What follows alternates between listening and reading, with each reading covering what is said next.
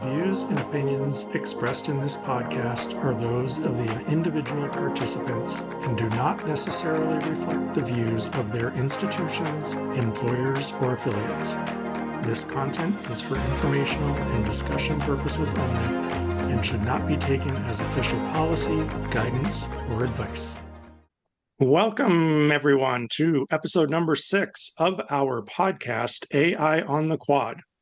We are talking with thought leaders and trailblazers about how AI is impacting and transforming education.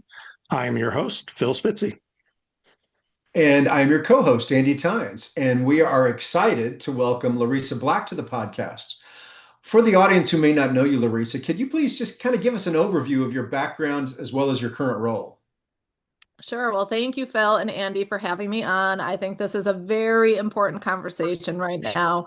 I have been in education for close to 20 years. The last 10 years, I have been a science teacher virtually, mainly earth science, but a little bit of different, like physical science and chemistry and things like that. Before that, I was a brick and mortar teacher. That's what we call it. Like, I know that's like the normal teacher, but in a virtual world, we call them brick and mortar teachers. And was in the classrooms, had taught mainly biology, but forensic science. I mean, like when you teach, you're given what you're supposed to teach. And even though I have my certificate in general science, so I can teach more than other people, but my undergrad is actually in biology. I got my master's in science education. So I didn't originally go to be a teacher. So it took me a little bit of time to get there. But currently, this is the first time that I am not teaching students, like having my own students. I am the technology and innovation coordinator for South Carolina Connections Academy. And even though when I say I don't have my own students, I'm still bringing AI literacy like lessons to students. Like today, I actually went and did one of the AI hour of AI from code.org lessons, and we had so much fun with it. It was mix and move with AI, and they got to create their own little avatars that were dancing around, and then they got to be like DJs and remix a bunch of the music. So it was a lot of fun. That sounds fun. Yes. And for those of us or those of you who have heard the podcast in the past, obviously we've always focused on higher ed. We thought it was important to take a look at the K through 12 space because the students there make up the prospective pipeline for students going into higher ed. So I think it's a good place to have a conversation around what's going on in the K through 12 space. How is it being received, or how is AI being received by the different stakeholders? And, to that exact story, Larissa, what kinds of activities are resonating with students and that kind of thing. So I guess we'll start at the top and work our way down from kind of a stakeholder viewpoint. Sure. What are you seeing at the level of administration, district level, individual school level? How are they kind of grappling with the use of Gen AI in the classroom? Yeah, great question. So I also have a consulting business called TeachWise AI that I've been doing that for a couple of years now. So I have experience with different schools. I'm not only doing that kind of work with my school, and I also am a co-founder for the EduGuardians, which is a group of ed tech creative, teachers who love ed tech and want to bring in digital literacy to their lessons in a creative and fun way.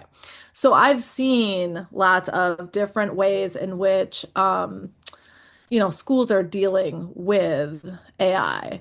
And I would have to say that every school is so different. Like every school is so different. There are some that they're like, we are banning everything. And that, especially the last few years, has gotten to be less of them because now they're starting to realize like we can't ban it. It's like not possible really to ban it. But then you've got schools who are like, okay, like this is not going away. So we will vet some tools that we're comfortable with. So those are the ones that, maybe they already have a list of vetted tools that the teachers are able to use, but students are not able to use, right? Then you go to a little bit further, and you have some schools that are much more innovative that are like, you know what? Here are vetted, they're still vetting, right? It's not a free-for-all because we can't have that, but there's still vetting tools for teachers plus vetting tools for students. So I have seen some schools who are just on the groundbreaking area of really allowing students to learn AI literacy, not just talking about it, but like actually having experiences, learning experiences with the AI.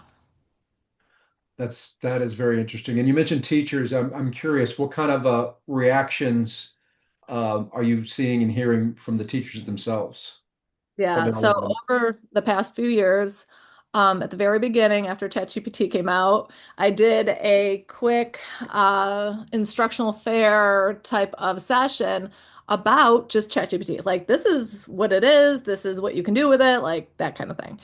And then what happened was like ha most people hadn't even heard of it really much. So I was like, oh, okay, like this is brand new to some people. Well, then little by little, obviously it's making the news. It's becoming more commonplace. You can get it on your phone, you can get it everywhere. So within a year or so from that point, now we're starting to talk about how students are cheating with it, how it is, creating deep fakes and all the negatives is all you really heard on the news rather than the positives. So I had to shift kind of the mindset sometimes when I would start like a professional development session about AI, there would be some pushback like, hey, I heard this, that, and the other thing. And I'm like, okay, I get it. Like, yes, students can cheat with it, of course. Students have been cheating since the dawn of school. But Right. where there's a will, there's a way, right? So let's shift it to how is it going to help us as teachers? Let's look at the benefits first. But then that shift happened of, okay, going from here are the benefits, and now we definitely still have to talk about the risks. But I wanted them to not be so adverse to it. Like you really need to like open up yourself to understanding the possibilities before just shutting it down and being like, I want nothing to do with this. Well, and many don't remember that it wasn't that long ago, 30 years ago, with the dawn of the internet, when we went through this same thing, right? Where Yes. teachers, administrators, in the workforce, people be like, oh my God, the internet. People can get on the internet and learn things, on their own, and it's affecting their job, their work, their school, et cetera. So it's not that much different than what we saw in the mid 90s when at the dawn of the internet age. Yeah, that's a great point, Andy. And I talk to my students a good amount about that too. And because I was in high school in the 90s. So I'm gonna date myself here and tell you that I went through that. And I remember, there being not a lot of training at school, but I would come home and my dad was a mechanical engineer and he was also a professor. So he had a computer at home and we would learn on that computer. And we were lucky that we had that kind of literacy happening at home because it was not happening in the schools. I was from a very small town, so they just not very progressive. But there is the good, the bad, and the ugly when it comes to the internet, right? It's going to be the same with AI. It's going to be the same with just about any technology. So I've seen teachers who still are very adverse to it, do not want anything to do with it, and then others who are using it every day. And then, of course, the in between. So there's a spectrum right there, just like there is with the schools. Yeah, that I think there's a huge mirror image there in higher ed. We're seeing the same thing just across the board. Some schools are leading the charge, some schools are resisting. You see the same thing at the professor level, the dean level, even the student level. Um, I think there is a difference though, and maybe you can just share some insights on this. You mentioned, the tools that are made available are all vetted. So my mind suspects that there's more regulation around K through 12 than we might find in higher ed. And so maybe the availability on the tools that are of use is narrower, but probably for the right reasons as well. Yes, yeah, Phil. And here's the thing. The reality is the state is going to regulate, the K through 12 schools, of course.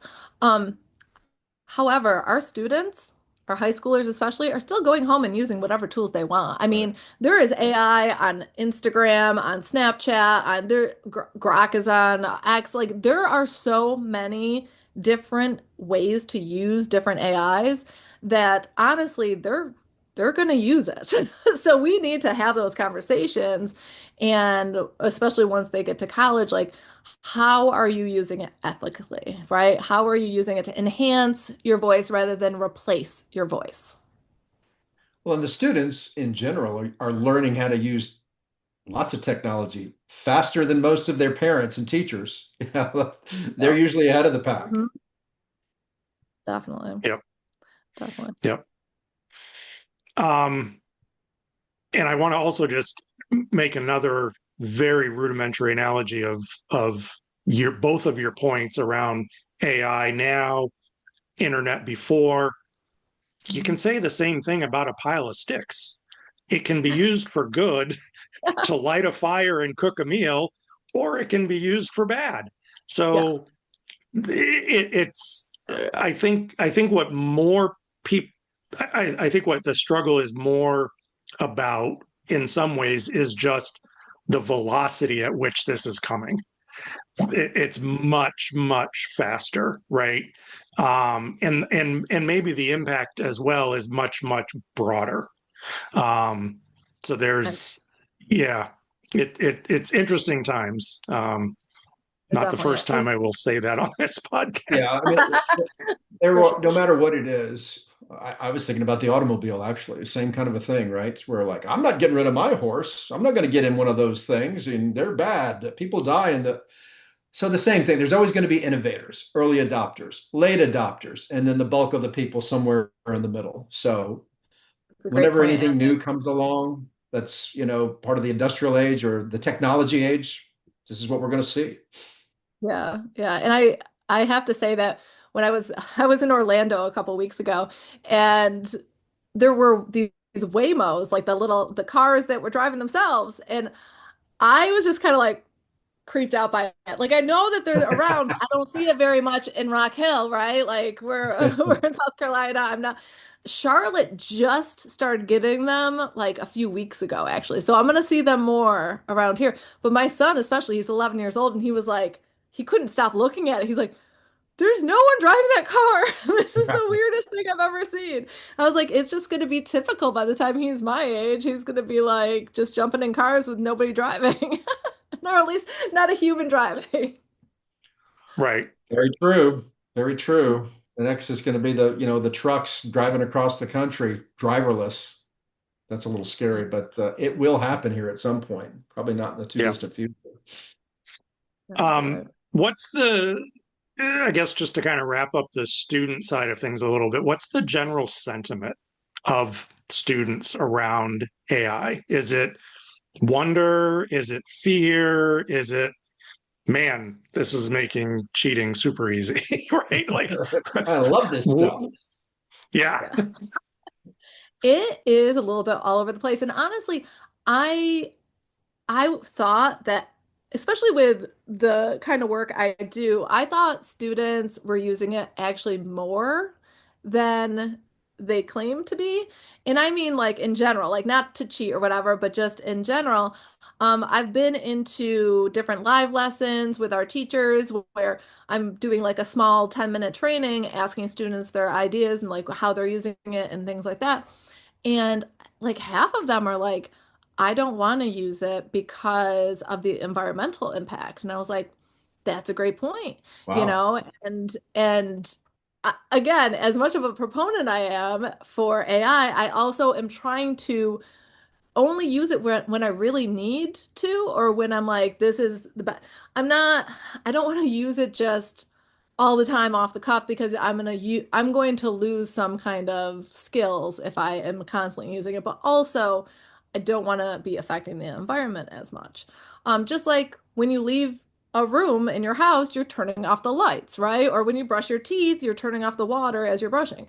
Those are just little things that, in general, we have to think about. So I was surprised that this generation is really critically thinking about it and considering, when to use it, when not to use it, or just not using it at all. The problem with not using it at all, which I hate to say, but is the reality, is that it is not going away. And if you don't understand how it works or the way in which it can give you hallucinations, which are wrong answers, we talked about the other day, because I say hallucinations all the time, and people who are not in the AI world are like, what is she?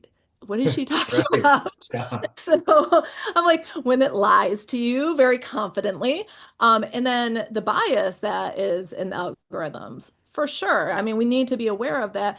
And it's really hard to just tell someone that, like, look for lying, look for bias.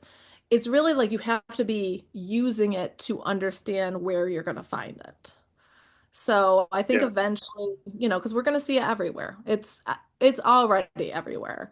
The amount of deep fake videos and pictures that we're seeing online is just extreme. And I think that students are starting to get, I actually think the students are better at being able to tell which ones have been AI created than like my generation or older.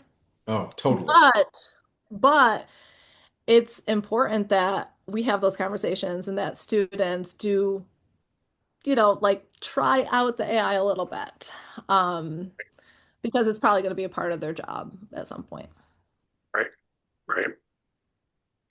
But yeah, some students are building businesses with it already, and others are using it to help them study. And then you've got the ones that are like easy button, boop, like that's what I'm going to use it for.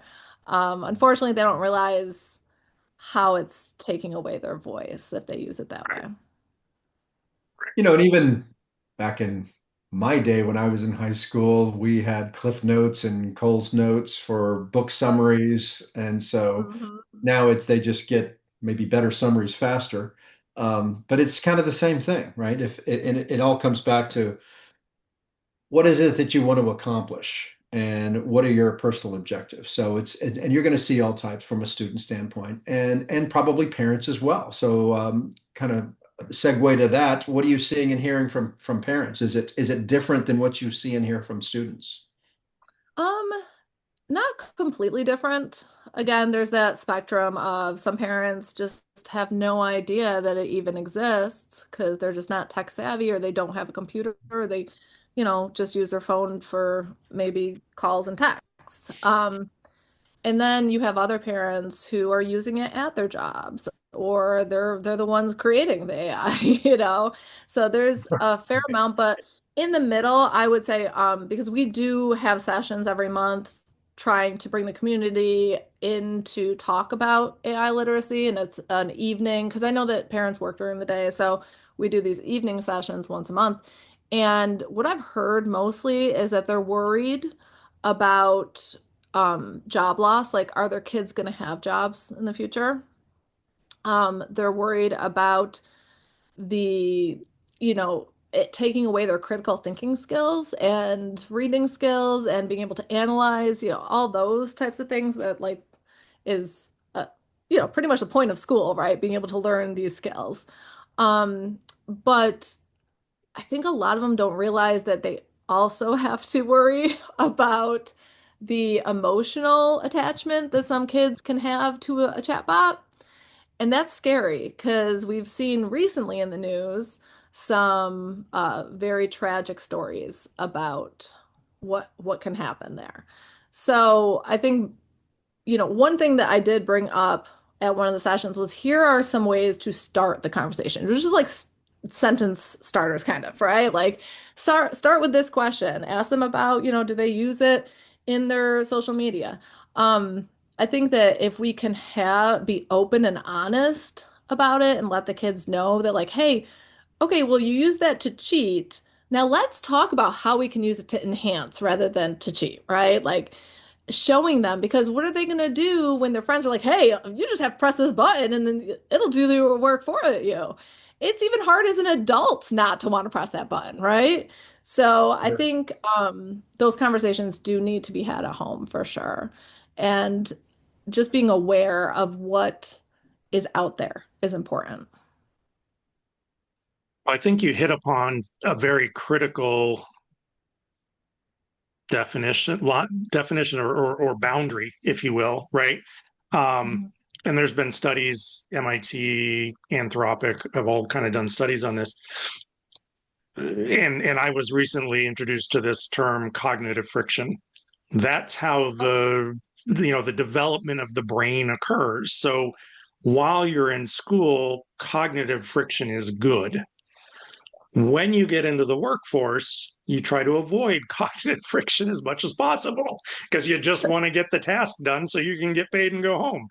Right. Um, but I think that conversation, like you said, needs to be had with students, teachers, parents about we're in this phase right now. This is where we need that friction to help Mm. develop the brain, to help to develop the critical thinking, to help identify the biases, et cetera, right? And develop more wholly your view of AI and where it will fit. Yeah. Because then when you make it to the job market and you're in some kind of industry, you can then leverage it to get home quicker. Yeah, that exactly. You've already learned all those skills you needed to in high school or in, well, middle high school, like all of elementary to, 12th grade. And if you didn't have learn those skills, that's going to be an issue once you get into the workforce, right? Like you're not going to be doing things as quickly because you won't know how to analyze what AI spits out at you, right? You'd be Right. like, yeah, that sounds good, whatever, and then go off on your merry way, and then the next day the boss is like, why did you lie about this? And you're like, it wasn't me, it was AI. Yeah. Right. Yeah. The reality is we have to keep the human in the loop at all times. And that's what we talk about every time I do training. We're like, yeah, it makes this cool, slideshow or whatever. But then you've got to look and see, for example, I made a slideshow about the workforce because we were talking about, what is the workforce going to look like in 5 more years? And I got the data from the World Economic Forum report. And I had Notebook LM create, some slides as I put a bunch of sources in there. Every single slide they had a human in it. It was a male. It was never a female. And it was like, hmm, apparently there's only males in the workforce according to Notebook LM. Right.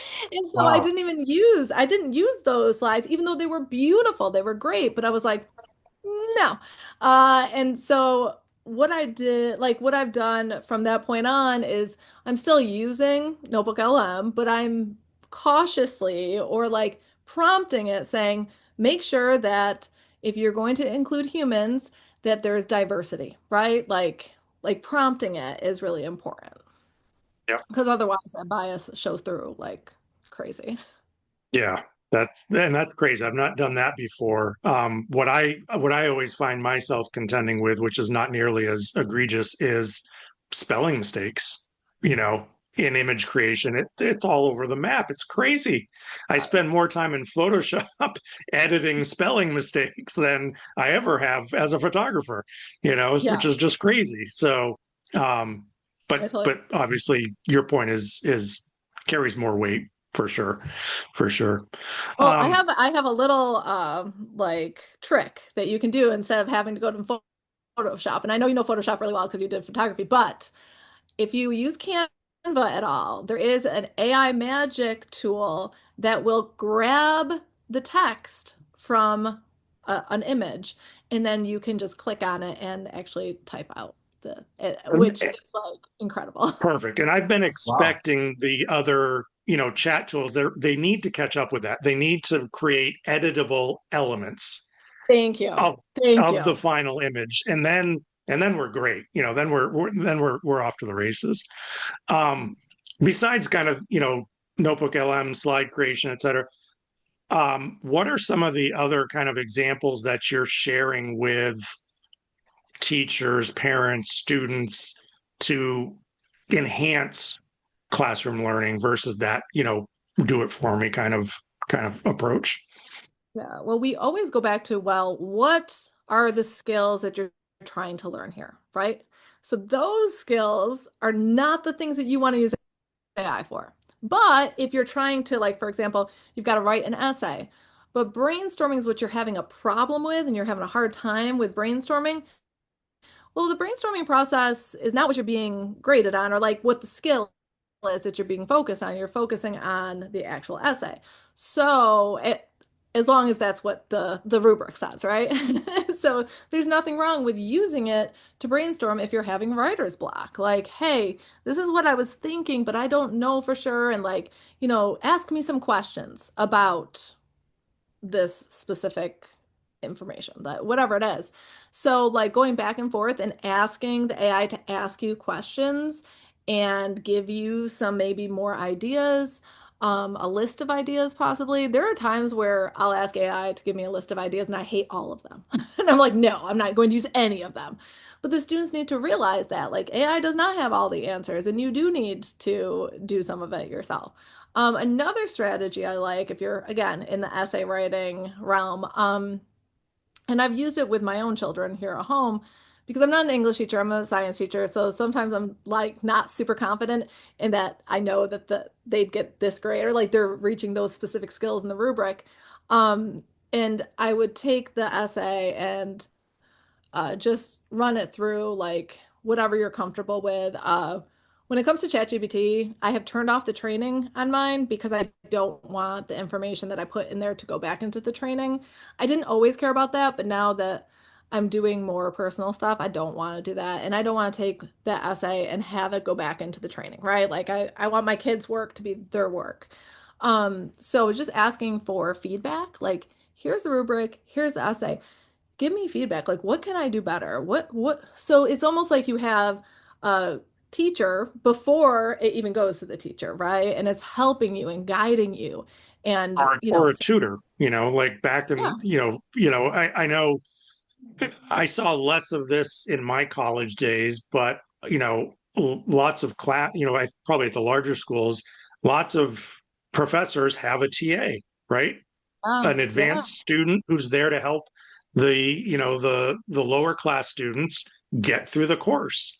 Yeah. And AI, I think, is a really good option for when students don't have access to a TA or don't want to pay for a tutor, right? That cottage Right. Or industry don't of have the money to, right? Like, I mean, right, how many people that really have the money to pay $30 an hour? And that's on the low end. right, I was right, going to say my daughter is a tutor and she charges 4 times that. Yeah, She's special ed though, and she that helps is, that is different. specialty children, but yeah, she's not cheap, Yeah. and she's a TA as well. So yeah, she's and I've asked her about what she's seeing, what's the impact of AI, and so she's got some pretty interesting views on it as well. Definitely, definitely. Because when it comes to the special education world, there are so many benefits to AI in helping students with accommodations they need, right? Like before, it might have been hard for them to have a piece of paper. Like, let's say you're doing reading a journal article or something. If the typing is too small, sometimes it's hard to make it bigger. Or if students are dyslexic, there is a specific dyslexic font that is easier to read. So AI can actually just convert it directly into that form without having to put it through a whole different process, and they can have the like the control over it, right? right. Another one is being able to read text out loud. Like that's something that School AI and Brisk both do for students. And also speech to text, right? Like if they can't type it or they have a hard time with typing, those are some accommodations that are really helpful. Just dictate it. Um, Yeah. Yeah, Yeah. those are yeah, great examples. Yeah, yeah. So that and you're Yeah. right. So many children, their parents can't afford tutors. no, And it's this is hard. something that I think is going to benefit a lot of kids that need help, need assistance, but they don't have their parents just don't have the money to afford a math tutor or any kind of tutor for that matter, right? So Oh, so and there's a especially lot, again, more good than bad, right? yeah, Or there right. can be. There can be for sure. And I think when it comes to parents who are either single parents who are working two jobs and they're just not even home to really be able to provide help to their children for with schoolwork, this is a great alternative to help them. But they just need to be trained on how to do it well instead of like just using it as an easy button, right? Right. Yeah. Yeah. Yeah. Yeah, of course. Yeah, because any engagement with a tutor worth their salt is never going to give the answer. They're going Right. to guide you to the answer. So, yeah, Right. that makes sense. Um, Where are we, I get Phil? Let's look up. number 5, Andy, please. Okay. All right. So, what about assessments? Should they change when students are using generative AI? Yeah, this is a huge topic this year. And it's been a topic before, but this year really like everyone is talking about it because you can press the easy button and get, an answer. So if AI can do that, then I think students sometimes feel like, what's the point of me doing it if AI can do that, right? I think that we miss, and it's the way the system has been created, right? The system has been created to focus on grades, grades, grades, grades. If you get good grades, you'll go to a good college. If you go to a good college, you'll get a good job, right? Like that's the thinking. And that's what we've been trained in. So AI really disrupts that badly. Like AI is like, Psh, that's not gonna be the way it is anymore. So instead of focusing on that product, which is the grade, we need to focus on the process because it's the learning that matters, right? It's the skills that are being developed in the process to creating that product. And this is the million-dollar question. Like, how do we do that effectively in the system that has been already created? Right? It's almost like we have a concrete And slab at and we're scale, trying to chisel around and trying to make it do something else. right? And at scale, because And it's it's not just this one class with Mhm. 20 kids, Right. it's this grade with 400 kids inside of this school with 5,000 kids inside of Mhm. this district with 30,000 kids. So how do you rebuild assessments to do exactly what you said? It's not about the grade, it's about the process, but it also has to be scalable. Yeah. Yes. And that's where it's been, it's going to be constantly changing, especially as AI continues to grow. Um, but I think these are the conversations we all need to be having right now. Like, what should I be looking for these students? And, when you have 400 students, it's much harder to look at the process of 400 students rather than the product, which is why I say, like, we might end up going back to the one schoolroom type of situation because now you can concentrate more on individuals a little bit. And I say that, and people are going to think that's crazy, but micro schools are a big push right now, and money from the state is starting to go to micro schools in some states. There is. Yeah. So I think we're going to be seeing more personalized schools. Yeah, and let's take that a step further. So that's going to take time, obviously, right? Um, but what what does the future look like? Let's polish off your crystal ball and Yeah. let's look. Wait. My crystal ball. You guys are There really it like this is. is, as a high school teacher, I got props. Perfect, Oh, perfect. I also have an 8 ball. Wait, okay, let's see what the 8 balls are. Um, but yeah, like what Like do we think it's 5 years, 10. I mean, no one wants to guess 10 years from that because Yeah. if I've right, started. anybody tried 10 years ago, they would have been really wrong, right? right. I don't think What there's going to what's the be what's what's the avenue or what's the trajectory look like? I don't think that we're going to have a lot of micro schools by then because it's only 5 years away, and 5 years passes really fast. I think that teachers are going to start figuring out how to focus more on the process, and adjust their curriculum to where we're higher up in Bloom's taxonomy, not lower, right? I mean, knowledge has been easy to get since Google, right? Like that's always been easy since the internet came out. It was easy to get questions answered. But how do we analyze? How do we just be able to create and all of that, and focus on our human intelligence, right? So I think that Understanding side of it, right? Yeah.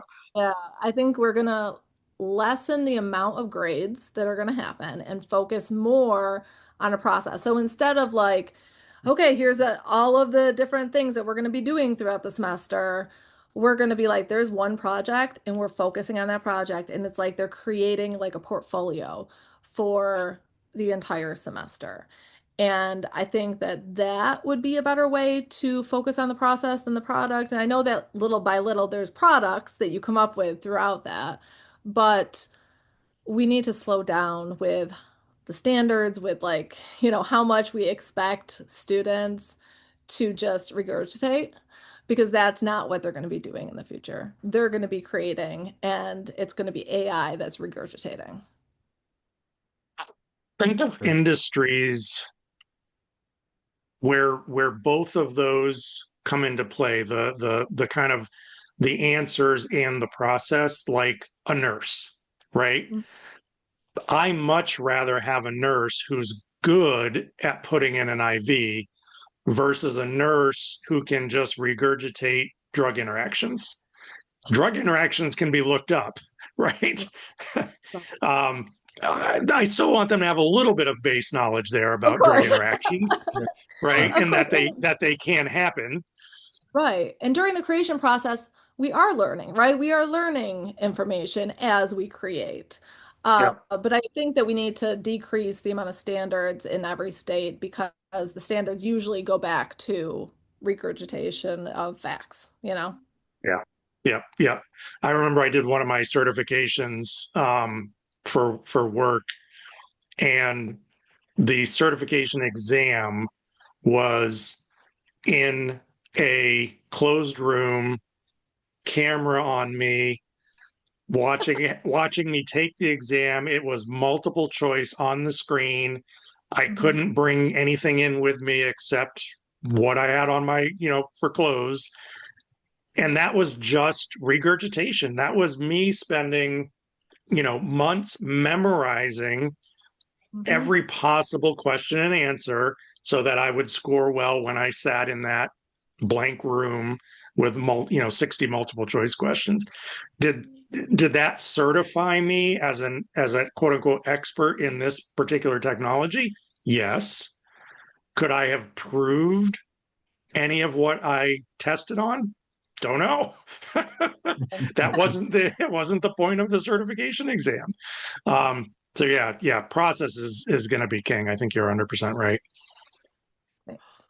All right, something a little more personal, Larissa. What is one tool or use case that most excites you and that you think everyone should either use or at least take a look at and consider? Yeah, right now I am deep into Notebook LM, which I mentioned a little bit earlier about, some of the case uses. I think it's a very powerful tool because you are putting sources into one end, your PDFs, a YouTube video, whatever you want, and then you're able to have a conversation with the AI about those specific sources at sites of no problem. So you're getting less hallucination lies.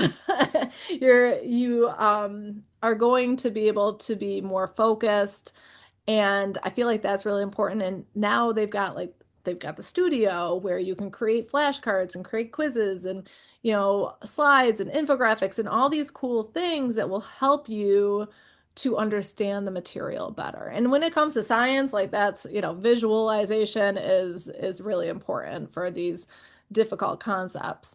But even though that's the one I really like right now that I'm comfortable with, I think everyone needs to know about what OpenClaw, which used to be called Clawbot, right? Yeah, Clawbot. And I think they changed the name because it sounded like Claude bot, and Claude was like, that sounds too much like us, and that's not us. Like, please do not use that name. So they're like, okay, let's say OpenBot, and that's an AI agent. And what an AI agent is it can take over your computer and do whatever it wants to. Well, not whatever. I say whatever it wants to, but that is the reality. You will prompt it and you say, hey, go ahead and find these files. It'll go into your computer and find the files for you. Or reply to my emails for me. It will do that. Um, I have seen stories where it really does take over, and if you give it your credit card, it's going to buy like a $40,000 car, like randomly because there was some article that said if you have this kind of car, like you're more successful. So it is a dangerous thing in some aspects. However, I think that's where AI is going into being agentic. And that's a huge problem with the way schools are set up right now because a kid can just put, like do the work and well, they're not doing the work. They can tell the clawbot to do the work and walk away from their computer, especially if they're at home. So But that's yeah, that's so an that was it might still be a common thread that's going on in the higher ed space about letting the agentic AIs into the LMS system where they can read the assignment, they can read the rubric, and then they can create for that student and submit it for a grade, and the students at the bar. Um, yeah, that's the reality. it's and I will give you props on this because our very first episode, that was the pick of the Yeah. CEO of one of the University of California schools. Right. So there's I some know. I mean, bookending going on yeah. here. That's it's perfect. It's perfect. Yeah, this is where it's headed. And I think another 10 years thinking about quantum computing and AI together, I mean, we're not going to know what is possible at that point, I feel like. I don't think that there is a crystal ball that will tell us exactly where this is headed. Yeah, well, I have some catching up to do, Very clearly. good. That's one I wasn't familiar with. I'll have to check that one out. Yeah. Um, so this is probably the best place then to bring this episode to a close. A huge thank you to you, Larissa. It's been fantastic. Too short of a time. Oh, Um, and obviously to the audience who has tuned in, we appreciate that as well. So this has been the AI on the Quad podcast. And until next time. class dismissed.